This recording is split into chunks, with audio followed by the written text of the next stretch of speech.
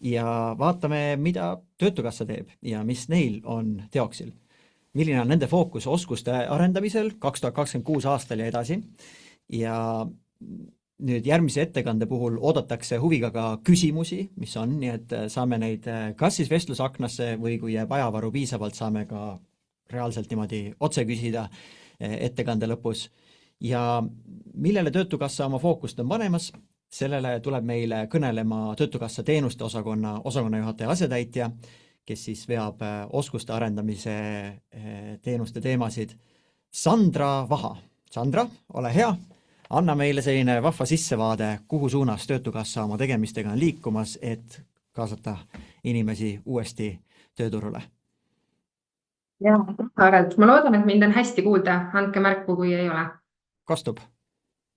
Selge, ma proovin oma slaide ka jagada ja kui ma ei tule toime, siis te näete praegu ilmselt sellist nagu mitte seda head vaadet, vaid esineja vaadet. Ja. Praegu on lihtsalt see slaidide koostamise vaade nii-öelda, jah? Aha, kohe proovime siia slaidiseansi peale minna. Ja nüüd näeme esislaidi kenasti suurelt. Suurepärane. Ja täpselt nagu Harald ütles, mina olen Sandra Vaha ja selle aasta algusest siis vean Töötukassas kõiki oskuste arendamisega seotud teenuseid. Meil on täna siin selline pooltunnikest antud. Ma loodan, et Georgi või Harald annavad mulle märku vaikselt, kui see aeg saab läbi, kui mina enam rääkima ei peaks küsimuste hetke jääma, et kindlasti saab küsimusi ka küsida. Aga et kui sobib, siis võib-olla proovimegi nii, et ma räägin ära selle napi info, mis mul on ette valmistatud ja siis saame minna nende asjade juurde, mida ma võib-olla ei puudutanud, mis teile huvi pakuvad. Ja loodan, et suudan ka kõigil teie küsimustele vastata, et nagu isegi kuulete, olen valdkonnas suhteliselt värske, aga kui kutsuti Töötukassast kedagi esinema, siis leidsime, et see on väga hea võimalus ikkagi korraks üle rääkida sellised meie põhilised sihid ja meil on praegu fookus seatud aastani 2029 ja ma hea meelega teiega seda siis ka jagan. Nii, aga suured üle Töötukassa ulatuvad strateegilised eesmärgid kuni 2029 on väga tähtsal kohal, on nüüd noorte ja tegelikult siis ka laste töömaailmale lähemale toomine. See ei tähenda, et me tahaksime lapsi tööle saata, aga me tahame, et noored ja juba ka lapsed saaksid hästi hea praktilise kogemuse töömaailmast. Ja selleks me tegelikult panustame koostöös tööandjatega siis malevakohtade, suvehooajatööde, parema nähtavuse tagamisse. Et neid malevakohti oleks ka rohkem ja jätkuks kõigile, kes soovivad malevasse minna. Et me tahame, et noorte esimene kokkupuude tööeluga oleks hästi praktiline ja põnev ja realistlik. Ja loomulikult on hästi suur töö seal teha ka perel, aga ka meie oleme otsustanud sinna oluliselt rohkem panustada. Siis teiseks tööealiste tööotsijate kiirem tööle rakendumine. Ehk siis katsetame uue põlvkonna iseteeninduse võimalusi selleks, et meie nõustajad saaksid aega panna eelkõige nendele, kes seda konkreetselt inimese tuge rohkem vajavad, et oleks rohkem aega. Ja arendame selliseid personaliseeritud andmepõhiseid e-lahendusi, e-teenuseid, et suurendada ka iseseisva töö otsimise võimalusi ja töö vahendamise kvaliteeti. Ja kolmandaks see, millest mina täna põhiliselt räägin, on madala hariduse või oskusteta inimeste toetamine. Ma näen, et te tegelikult juba alustasite selle teemaga Triinu toel. Kahjuks ma ei saanud päeva algusest peale teiega koos olla, aga et saan järgi vaadata ka seda, mida Triin rääkis. Aga jah, et inimesed, kellel on madalam haridus, me ise praegu strateegilistes eesmärkides nimetame neid ebapiisavate oskustega klientideks, et kuidas me neid toetame ja mis ma arvan, et koolitajate kogukonnal on nagu oluline seda enda jaoks võib-olla ka mõtestada, kui palju neid inimesi on, mis takistused need võivad olla ja millist koolitamist, nende inimeste sellise õpiedu tekitamine ka eeldab, et saame selle üle ka veidi arutleda, kuigi ma näen, et see arutelu on siin juba mõnusalt käima läinud tegelikult. Nii, aga rääkides veel siis konkreetselt oskuste arendamise eesmärke, mõtlesin, et jagan teiega ka strateegilisi eesmärke, selliseid numbrilisi eesmärke ja ütlen etteruttavalt ära, et ma praegu räägin numbrilistest eesmärkidest ja siis ma kohe räägin täpsemalt, kes on see ebapiisavate oskustega klient ka, et kohe saate selle teadmise ka. Et meie eesmärk on, et veerand uutest ebapiisavate oskustega töötutest osaleks 6 kuu jooksul tööturukoolitusel või asuks õppima, ehk siis tegelikult me näeme, et suur hulk neid inimesi, kellel ebapiisavad oskused takistavad töö leidmist, ikkagi meil on vaja leida neile sobivad õppimisvõimalused. Ja 50% ebapiisavate digioskustega töötutest osaleb siis 6 kuu jooksul mõnel nende tasemele vastaval IKT koolitusel. Et soovime pikas perspektiivis jõuda ikkagi sinna, et inimeste digioskuste tase tõuseks, kui nad töötuna arvele tulevad. Ja tegeleme ka siis proovime tegeleda selle teadlikkuse tõstmisega, miks nende digioskusi on vaja ja miks nende puudumine on tööturul ikkagi väga suures osas töökohtadest ikkagi suur takistus töö leidmisel. Nii, ja siis kui me räägime töötavatest inimestest, siis ka töötavate inimeste puhul ehk ennetavate meetmete puhul on meil strateegiline eesmärk jõuda enamate inimesteni, ehk siis toetada töötavate inimeste digioskuste arendamist, et ennetada nende töötuks jäämist. Ja seda siis saame teha nii läbi koolituskaardi võimaluste kui ka siis tööandja koolitustoetuse. Võimalustest räägin ka kohe natuke lähemalt.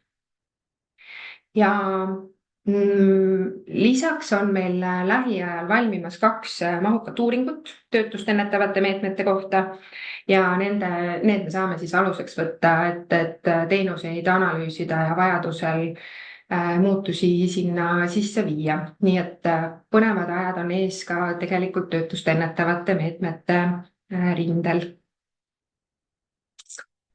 Nii, aga kes on siis praeguse definitsiooni kohaselt ebapiisavate oskustega kliendid, et lisasin siia ka natukene meie statistikat, võib-olla et sellest suurusjärgust ka ettekujutust saada, et meie jaoks on ebapiisavate oskustega kliendid need, kellel kas erialane haridus puudub, on eesti keele oskuse tase puuduv või madal ja arvutioskuse tase on puuduv.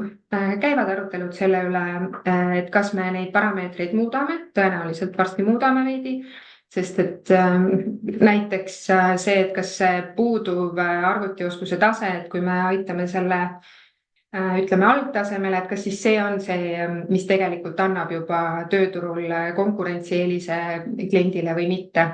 Võib-olla me peaksime ikkagi sihtima veel kõrgemat taset, aga need arutelud on kõik alles tulekul. Et praegu siis kõik need järgmised andmed, mida ma teile näitan, need on üleeilse seisuga 22. aprill siis meie statistikale tuginevad, aga suurusjärgud on igal juhul ka täna samad. Et registreeritud töötuid meil hetkel on üle 42 000 ja nendest lausa 61% on siis ebapiisavate oskustega. Ja usun, et teile on ka kasulik näha veidi täpsemalt, et milline on siis nende oskuste lõikes see ebapiisavate oskuste jagunemine. Nii et haridustasemelt meie kliendid siis jaotuvad selliselt, et lausa 43% arvel olevatest klientidest on erialase hariduseta või meil puudub info nende haridustaseme kohta ja see tähendab siis seda, et neil ei ole kutseharidust ega kõrgharidust ja nad ei ole ka läbinud ühtegi sellist mahukat koolitust Töötukassa toel näiteks, mis võimaldaks neil kutset taotleda. Ehk siis me ütleme, et ikkagi eriala neil puudub. ja eesti keele oskuse ja digioskuste osas ka, et näeme, et tegelikult on siiski terve suur hulk inimesi, kes on, ütleme, ebapiisava eesti keele oskusega. See on üle 11 000 kliendi, kui me võtame kokku kõik need, kes on siis nii täpsustamata puuduva keeleoskusega A1 ja A2. Ehk siis tegelikult Eesti tööturul edukaks toimetamiseks on neil vaja keeletaset tõsta.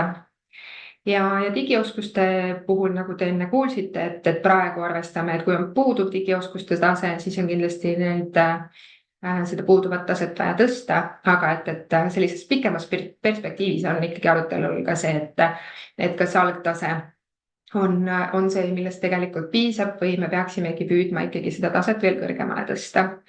Ja arvutioskuse tasemega on selles mõttes ka olukord natukene keeruline, et tegeleme sellega siin koos teiste partneritega, et tuleks selline hea test, millega päriselt ka seda klientide arvutioskuse taset mõõta, sest hetkel on see arvutioskuse tase kliendi enda hinnanguline, meil on sellised väikesed kirjeldused iga taseme kohta ja siis klient ütleb meile, mis ta siis arvab ja et eks nõustaja temaga suheldes ka näeb natukene seda taset, aga siiski see ei anna meile tegelikku ülevaadet sellest, millised teadmised kliendil olemas on, milliseid teadmisi tal oleks juurde vaja, et me tunneme, et selline päriselt testimine on äärmiselt vajalik ja loodan, et varsti ka selleni jõuame.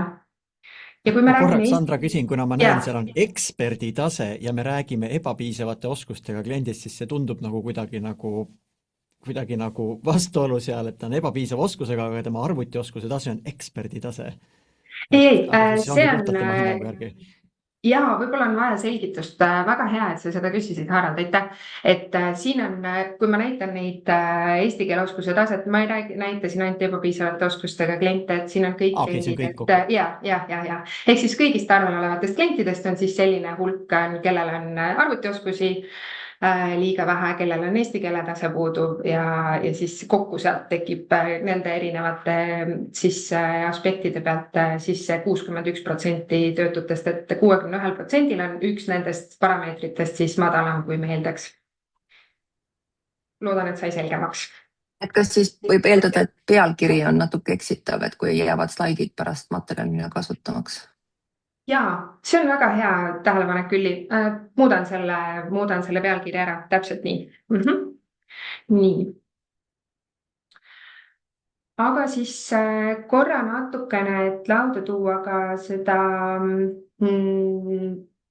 fookust, mis ei ole võib-olla niivõrd avalik info või ainult, ütleme, kuskilt aastaaruandest loetav, et kui me räägime oskuste arendamise teenusest, et spetsiifilisemalt, et kus me veel fookust paneme lisaks oma strateegiliste eesmärkidele, nagu te juba kuulsite, ilmselgelt digioskused kõigis erinevates viisides ja me ei räägi siin ainult sellisest arvutiga sõbraks või nutiseadme oskusest või Office'i koolitusest, et tegelikult digioskusi me mõtestame väga laialt, sinna alla käivad ka erinevad tehisaru puudutavad teadmised küberturvalisusest, et siin jõudsin natukene seda varasemat chati ka vaadata, et kui räägiti sellest, et inimestel olekski vaja selliseid hästi praktiliselt kasutatavaid teadmisi, siis osa näiteks küberturvalisusest on kindlasti see, mille teadmisi on tänapäeval ikkagi tegelikult kõigil vaja, et mitte näiteks langeda pettuste ohvriks, et selles mõttes digioskuste arendamisega tegeleme läbi kõigi oma teenuste. Siis erialaoskuste andmine nendel inimestel, kellel siis puudub eriala, nagu ma varem mainisin. Ja eesti keele õpetamine jätkuvalt on fookuses, küll enam ei saa koolituskaardi abil eesti keelt õppida, aga eesti keele õppimise võimalused on alles jätkuvalt koolitustoetus tööandja kaudu töötavatele inimestele. Ja ilmselgelt töötute klientide puhul on eesti keel jätkuvalt väga tähtis.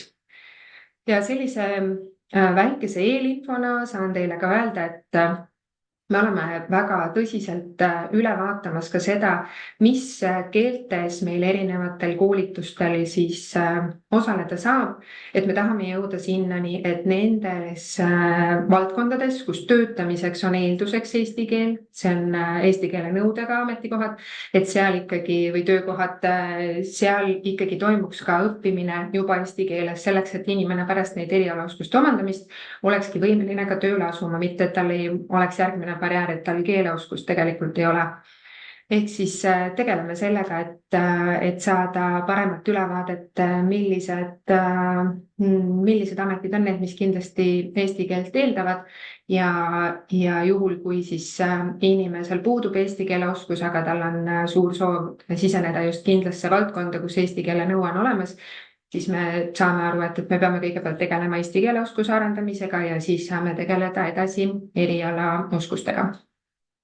Sellel üleminekul ei ole praegu kindlat tähtaega, aga see on see, kuhu poole me liigume. Jätkuvalt on fookuses ka roheoskused ja ütleme nii, et seda roheoskuste teemat võiks ka niimoodi laiemalt käsitleda, et kõik, mis on siis kestlikkuse ja jätkusuutlikkusega seotud, jätkuvalt on oluline. Siin on olnud terve hulk koolitusi ka riigi poolt pakutud varasemalt, et see teema ei kao ka nüüd ära, kui üks rahastus lõpeb, siis tööandja koolitustoetuse kaudu endiselt meil on võimalik roheoskusi toetada. Et andke ainult märku, kui näete selle järgi vajadust.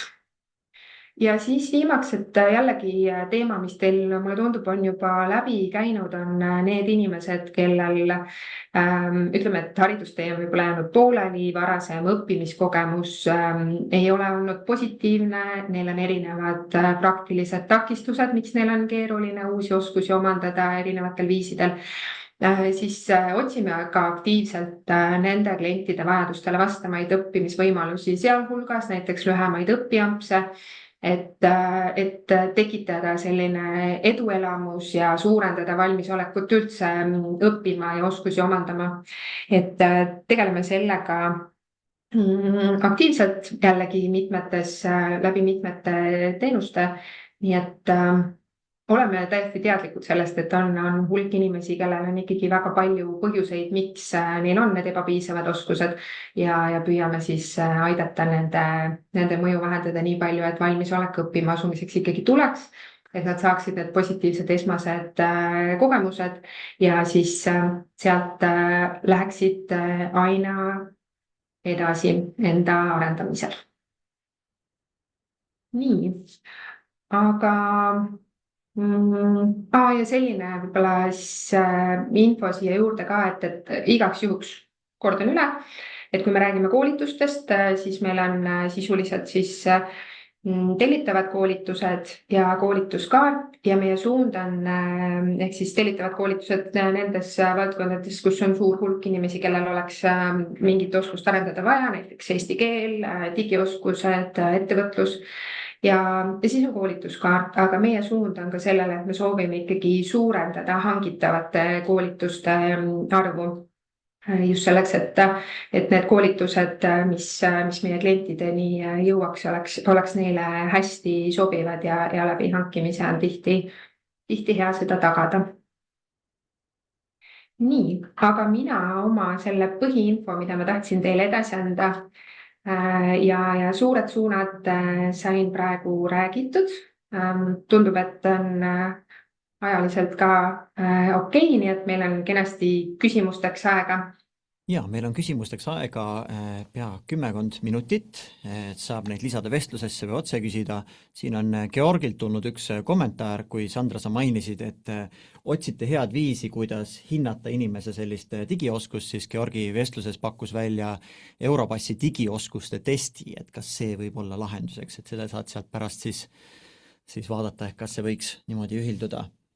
Ja see on ka meie radarile jooksnud, aga ma arvan, et meil on see vajadus ei ole ainult Töötukassal, et see on riiklikult erinevatel tasemetel tegelikult vajalik, et proovime ikkagi siin erinevate ministeeriumitega koostöös leida sellise võimaluse, mis oleks nagu hästi mugav ja kasutatav, et see jah, see test, ma arvan, et aluseks on hea, aga et siis peaks vaatama, et kuidas seda kasutada nii, et ta oleks võimalikult ülevaatlik ja võimalikult hästi kättesaadav kõigile. Sest jah, mingite oskustega, kui inimene ütleb, ma olen kõva programmeerija, kuidas sa siis ütleme, suudad seda hinnata, et kui kõva ta on ja kas ta on, eks ole. Ja muidugi selliste testide puhul on see nüüd huvitav küsimus, kui inimene kasutab täiendavalt tehisaru abi ja kuidas seda netist täidab, et siis, aga noh, jah, huvitav ajastu, kus me elame, et kuidas me siis objektiivselt niimoodi hindame ja samas ei jäta nagu varju neid, kellel tegelikult oskused on, aga võib-olla testis ei tule nii hästi välja. Ja, eks me peame ise ka tegelema selle teavitustööga, et me ei testi ju selleks, et kuidagi lihtsalt testimise pärast, vaid selleks, et neile kõige paremalt nende tasemele sobivaid teenuseid pakkuda, et me teame ka, et koolituste puhul üks murekoht on see, kui koolitusgrupp komplekteeritakse näiteks liiga erineva keeletasemega inimestest või liiga erinevate digioskustega inimestest, see on tegelikult kõigi osalejate enda huvides, et need oskused oleks võimalikult adekvaatselt hinnatud, et siis on see õppimine ka kõige tulemuslikum. Grupp on selline optimaalne, samal tasemel. Just. Kui on küsimusi soove, saab seda nii vestlusaknasse kui otse küsides. Georgil on küsimus Sandrale. Kas ja mil määral plaanib Töötukassa oma sihtgruppide määratlemisel arvesse võtta ka PIAAK-i uuringu tulemusel selgunud madalate oskustega sihtgruppe? Ja kavatseme kindlasti arvesse võtta. Sellele ma mitu korda ka vihjasin tegelikult, et me oleme samamoodi oma seda ebapiisavate oskustega klientide sihtrühma selles mõttes üle vaatamas, et mis need parameetrid täpselt on ja me saame ka kindlasti sealt PIAAK-ist enda jaoks vajalikku infot juurde. Hea võimalus veel, kes tahab Töötukassa esindajalt küsida. Siin on see võimalus, mõned minutid veel. Ja kui keegi tahab praegu küsida, siis lisasin siia oma e-maili aadressi ka ja siis kui hiljem jagatakse neid slaide, mille ma just ära muudan, aitäh küll sellest, siis saate ka sealt selle kontakti kenasti kätte, et olen alati valmis igasugusteks aruteludeks. Loen siit mõned järgmised küsimused, mis vestlusaknasse on tulnud, et Valeria küsib, kas on tulemas eraldi programmid tehisintellekti kirjaoskuse AI literacy teemal? Tehisintellekti kirjaoskuse teemal ma ütleks, et võib-olla pigem võiks silma peal hoida esimese hooga meie oskuste arendamise seminaridel, mida me oleme siin hoogsalt teinud, mis on olnud hästi populaarsed ja tehisaru teemalised oskuste seminarid tulevad kindlasti ka kordamisele. Nii et tasub neil silma peal hoida, aga tehisaru kindlasti me lülitame sellise põhilise vajaliku tehisaru teadmisega ka teistesse digikoolitustesse, sest ütleme, et kas või see nii-öelda tehisaru hügieen ja ohutuse pool on asi, millest ei saa kuidagi üle ega ümber, et kes juba digimaailma siseneb, peab olema ka nendest asjadest vähemalt mingil tasemel teadlik. Nii et kindlasti arvestame sellega ka edaspidi. Ja just lihtsalt, et oskuste arendamise seminarid on need, kus nagu igalühel on võimalik siis sellele infole ligi pääseda ja need on väga sellised head praktilised seminarid tegelikult. Ene küsib, kas Töötukassa rõhuasetus ainuüksi digioskuste arendamisele on ikka piisav, kui järjest enam on selge, et noortel on eriti puudu elulistest oskustest ehk siis isikuomaduste nagu distsipliin väljaarendamisest. Ja täiesti nõus, et see, et meil on suur selline teadlik rõhk digioskustele ei tähenda seda, et me teisi oskusi kuidagi unarusse jätaksime ja samamoodi jällegi ma kuidagi jõuan nende oskuste arendamise seminarideni, et meil on ka noortele olnud sihitud üldoskuste arendamise seminarid ja kindlasti taoline tööga jätkub, et nagu ma ütlesin, et noori me kuidagi ära ei unusta praegu, pigem paneme neile senisest rohkem rõhku selleks, et valmistada neid ette ikkagi tööturule liikumiseks ja erinevate haridustasemete vahel liikumiseks, et kõik see töö jätkub ja lihtsalt, et me ka teame, et üldoskused on miski, mida on üldiselt koolituste toel võrdlemisi keeruline arendada, et eks me siis peame ka leidma sellise hea tasakaalu, et mis on koolitustega arendatav, mis vajab mingit muud võib-olla praktikat näiteks, et proovime noortele vajalikke neid võimalusi luua ja olla toeks, et nad neid kogemusi saaksid. Elinor küsib, millised on veel lahendused noorte jaoks töö leidmisel lisaks malevas osalemisele? Ikkagi räägime ka praktikakohtadest ja suveks tööle on selline ütleme, suund, mis ei ole kuskile ära kadunud, aga olles ise siin mitu aastat seotud ka tööle kaasa tegevustega, siis ma arvan, et ei tasu ära unustada selles mõttes seda pererolli, et ka meie lapsevanematena saame kindlasti päris palju ära teha selleks, et laps saaks esimese kokkupuute töömaailmaga ja et liikuda ühesõnaga mitmel rindel selleks, et noori toetada.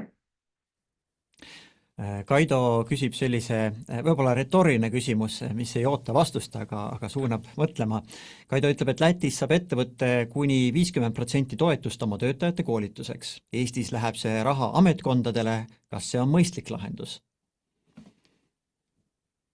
Ma võib-olla ei saa väga hästi sellest küsimusest ka aru, kas Kaido äkki natuke laiendab, mis ta mõtleb sellega täpselt, kuidas raha läheb ametkondadele? Vestlusaknas Kaido laiendada, ma küsin seni veel järgmise. Ave küsib, meil on päris mitmeid küsimusi tulnud, seepärast ma kappan järgmise juurde, et kuivõrd otstarbekas oleks senisest rohkem investeerida enesearengu koolitustesse, mis arendavad enesetõhusust, õppimisvõime, usku ja identiteeti, et alles seejärel või paralleelselt õpetada tööalaseid oskusi.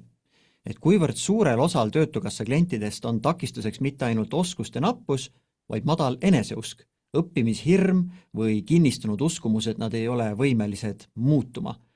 Et kuivõrd otstarbekas oleks senisest rohkem investeerida just sellistesse enesearengu koolitustesse? Ja, ma lihtsalt peegeldaksin vastu, et kindlasti on kliente, kelle jaoks see on takistavaks teguriks, aga et kas see lahendus on just koolitus, võib-olla olen natuke skeptiline, et meil on ka tegelikult teisi väga häid teenuseid, meil on meie töökesksed nõustajad suudavad kindlasti toetada kliente nende uskumustega tegelemisel, samamoodi karjäärinõustajad ja tegelikult meil on ka erinevad teised nõustamisteenused, et jätkuvalt ei ole, ma ütlen, et alati ei ole lahenduseks nagu koolitus, võib-olla on pigem vaja kellegi neutraalse inimesega need teemad läbi peegeldada, põrgatada ja saada sellist et suuta need oma hirmud praegu tööelu konteksti ja tööturu konteksti seada, et selleks on tegelikult meie töötajad väga head partnerid. Et selline üks-ühele life coachi formaadis rohkem. Ma äkki kommenteeriks seda Sandra küsimust või Sandrale esitatud küsimust, et meil on kliendid Lätis ja teises riikides ka ja tegelikult Läti kliendid saavad kuni 50% toetust täiskasvanute koolitamise eest. Ja ma uurisin, et kus see Euroopa Liidu raha siis Eestis läheb ja vastuseks sain, et see läheb ametkondadele. Et Lätis saavad ettevõtted ise otsustada, keda nad kasutavad, kuidas kasutavad. Eestis ütleb ametnik, keda koolitada ja keda mitte. See on fakt. Ma ütleks, et selles osas arvestades koolitustoetust tööandjale paindlikkust ja seda, kui mitmetes olukordades seda on võimalik kasutada nii värbamisel kui muutuste läbiviimisel, kui siis nii digioskuste, eesti keele oskuse kui roheoskuste arendamiseks, et siis meil on ka ikkagi, meil on võimalik tööandjaid oma töötajate koolitusel väga palju toetada. Et ma arvan, et need võimalused on meil veel vähe kasutatud ja sellepärast me selle teavitustegevusega ka tegelikult praegu aktiivselt tegeleme ja tööandjatele lähenemisel oleme praegu valinud lähenemise, et me suhtleme nendega läbi erialaliitude, saame tuua neid konkreetseid näiteid nende enda liikmete edulugudest koolitustoetuse kasutamisel, et ma arvan, et me kindlasti saame seda paremini teha. Läti poolt ei kommenteeriks. No ma näen siin kahte probleemi. Üks probleem on see, et me arvame, et ettevõtjad on lollid ja ametnikud on targad. Ja teine probleem on see, et ametiasutuste kulud järjest kasvavad. Kindlasti me ei arva ettevõtjatest halvasti. Ma lihtsalt selle markeerin ära, et koolitustoetuse puhul ka, et ettevõtja on ise tegelikult see, kes saab valida ja ära kaardistada, et mis oskusi tal siis inimestel vaja arendada on ja kuidas seda kõige parem on teha, et seal on kindlasti jäme ots tööandjate käes. meil on veel paarkümmend sekundit jäänud, ma võtan ühe küsimuse, mis tundub selline hea lõpukatusküsimus. Kas ja kuidas jätkate rahastatavate koolitusvaldkondade määramisega? Praegu oleme seda metoodikat üle vaatamas, kindlasti jätkame ja OSKA prognoosidele tuginemist, et meie jaoks jätkuvalt on hästi oluline, et me ikkagi annaksime oskusi inimestele valdkondades, kus neil on pärast ka võimalik rakenduda, et see tugev seos ei kao kindlasti kuskile. Hästi. Sandra, vestlusaknas on mõned küsimused veel, kui sul on mahti heaolu pausi ajal vaadata neile peale, kirjalikult vastata, siis see võib olla hea variant.